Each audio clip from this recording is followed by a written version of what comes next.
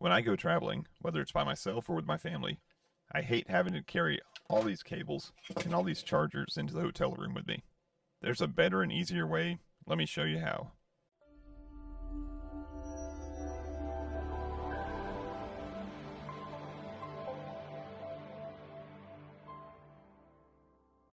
Hey everybody, it's Chris from Family Geekery, and today we're going to be talking about building your very own perfect portable charging solution. So if you're like me and you're on the road, you've got a lot of things you need to charge. You got phones, tablets, you got Apple Watches or smartwatches, you got gaming systems, you got all kinds of stuff. And if it's just for you, that's, a handful of things. But if you're bringing your family too, then you can multiply that by however many people you got in your family, and it just gets out of hand.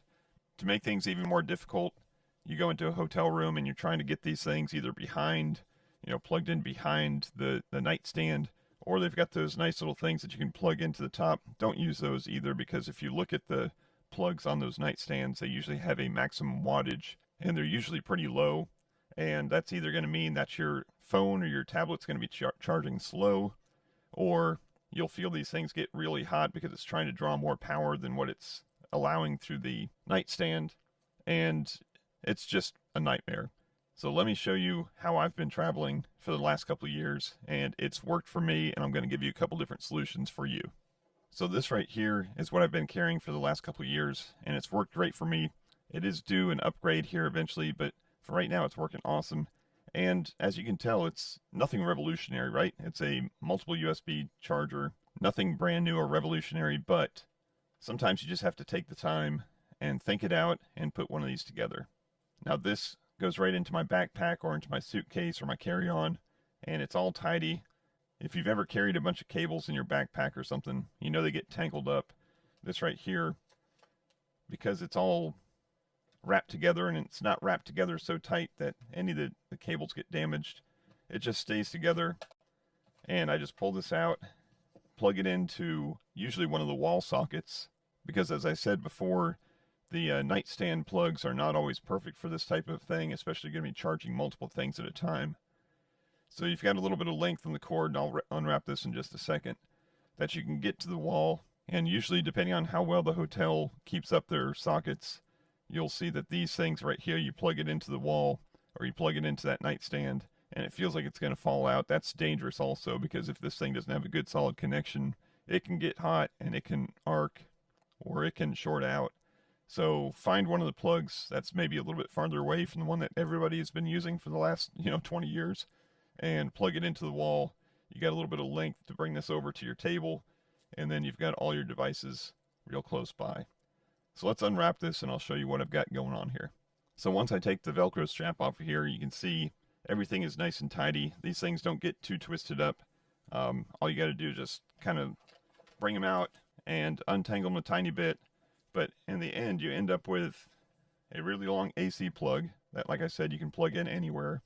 And then you've got varying cables here depending on what you've got. So I've got 2 iPhone cables, lightning connectors.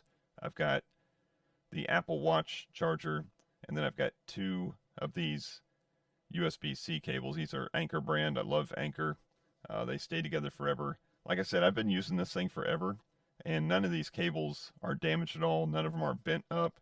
None of the connectors are, crazy kinked or anything. I mean, look at these Apple connectors here. Like I said, for years, in and out of hotel rooms, and they're all just in perfect condition. That's because you don't twist them up around, something to get them coiled up nicely in your backpack, and it just stays together perfect. And another thing I like about this type of charger is it's got this display here that shows you what the ports are plugged in and how many volts and how many amps they're charging. So you can see I've got something plugged into port 6 that's drawing 5 volts and 1.4 amps, and something plugged into port 5 which is drawing about 0.7 amps. And that helps you know why your phone may or may not be charging quick enough. Now this particular model, this one's a little bit older, like I said, and it's got 8 amps max, so 5 volts and 8 amps in each of these, so it is a little outdated. You can get one that's a little bit more updated like this that will do up to 60 watts, so you've got more power throughput through all these different ports, and you got a much bigger display. And then they're making some that have even different types of outputs. So you got the QC 3.0 here, you got a USB-C. So some of these will do, 9 or 12 volts, depending on what your device needs. So depending on what kind of devices that you're traveling with, you want to make sure that you're getting the right kind of ports for those. So down in the description below, I'll have a couple different options on different devices that will suit different needs. As far as the cables go, I prefer to use like the actual cables here from Apple. Like I said, I'm going to take good care of them because they're being, coiled up nicely. I like Anchor for the USB-C ones, but if you have something that came with your Samsung or your Google Pixel, whatever it was, then those would work just as fine there too. But another thing that's good about having a display that shows you how many watts and how many amps, you can take some sketchy cable that you're not sure if it's working or not, plug it in here, plug it into your phone, see what kind of charge throughput you're getting on it, and then go back to a known good cable and see what you're getting. Sometimes you'll find that some of these cheap cables that you find at, like Five Below or something like that, they're only doing like a half an amp or 1 amp of charging on something that should be doing a lot more. And if your traveling involves bringing a laptop or a MacBook with you, then you may want to look at something like this. These new gallium nitrate chargers will do up to 100 watts out of these USB-C ports, so check those out also. You can end up having a complete solution that does your laptop, your tablet, your phone, your watch, all in one little charger, and just coil up the cables, and you're ready to go. And then to keep everything organized, get one of these Velcro straps here. It usually goes around one of the cables, so just pick one of the cables, and then once you coil everything together, just take this and send it around all of them. And it doesn't have to be super tight or something. Just coil them up so that way this whole thing that you've got doesn't get uncoiled in your suitcase or uncoiled in your backpack, because that's just as bad as just carrying the cables by themselves. Now you can fill this thing up with as many devices as you want, depending on how many people you've got traveling with you.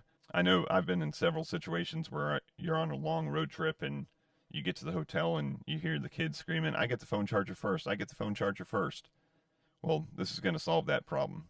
So if any of this rings true to you, take a couple minutes, go on Amazon, look at some of the products that I've got linked here, and build yourself the perfect travel charger for you.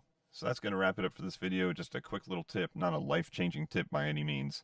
But like I said, I got tired of digging to the bottom of my suitcase, finding this stuff, digging to the bottom of my backpack, finding all the cables, uncoiling them, untwisting them, and just to get the things charged. This takes me 1 second to deploy, 1 second to coil back up, and it's been great for me. So let me know down in the comments below what kind of solution that you came up with for charging your stuff on the go. So let me know down in the comments below what kind of solution you came up with for charging all your stuff on the go. If this was helpful at all to you, I appreciate that thumbs up. If you want to see more, go ahead and check out the channel, subscribe if you want. And I thank you as always for watching.